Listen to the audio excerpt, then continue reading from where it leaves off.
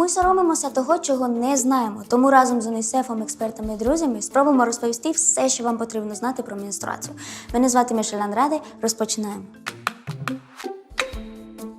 Що саме зі мною відбувається під час менструації? Чому вона буває несвоєчасною і чому в перший день буває так боляче?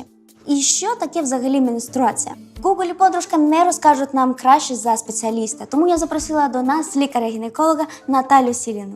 Наталю, вітаю вас. Привіт, Мішель. Розкажіть мені, будь ласка, що саме відбувається з нашим організмом, коли йде менструація? Наш жіночий організм працює за своїм внутрішнім циклом. В яєчниках зростає фолікул, в якому дозріває яйцеклітина, а паралельно зростає слизова оболонка матки – ендометрій.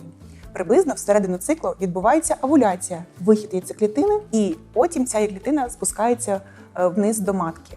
Звісно, запліднення не стається кожного циклу. Матка помічає, що немає вагітності, і відбувається відшарування внутрішньої оболонки матки.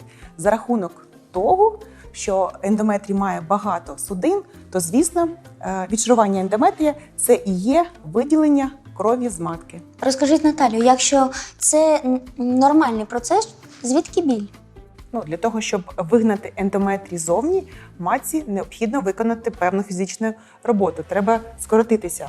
І тому, якщо матка сильно скорочується, то це може викликати біль. Але біль під час менструації – це не норма.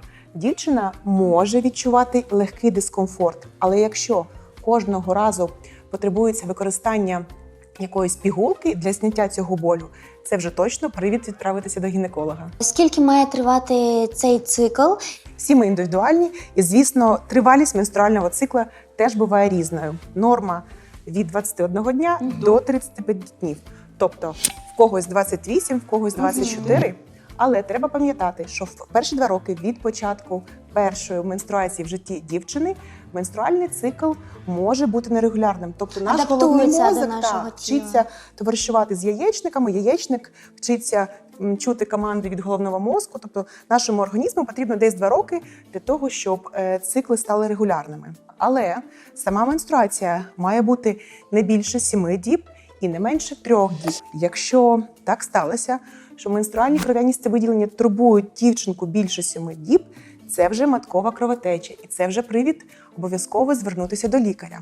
Або якщо менструальні виділення з'явилися, наприклад, на 14, на 12 день, тобто будь-які кров'яністі виділення зі статевих органів, так скажемо, не в свій час, це може бути ознакою якогось захворювання жіночої статевої сфери. Як правильно рахувати менструальний цикл? Перший день менструації – це перший день нового менструального циклу.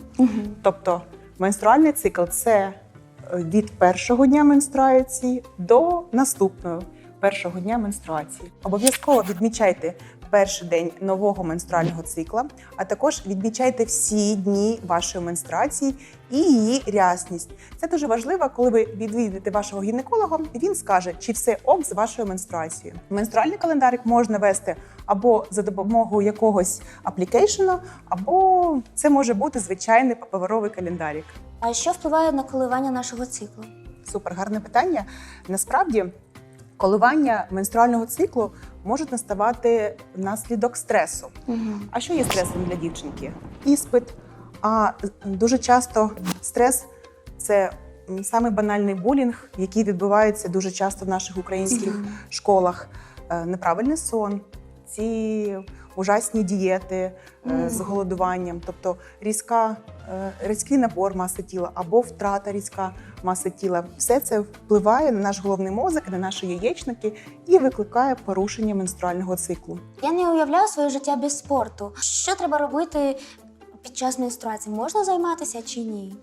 Звісно, якщо ми кажемо, що наша менструація не має впливати на якість нашого життя, то продовжувати займатися фізичними вправами, спортом під час менструації – це ок.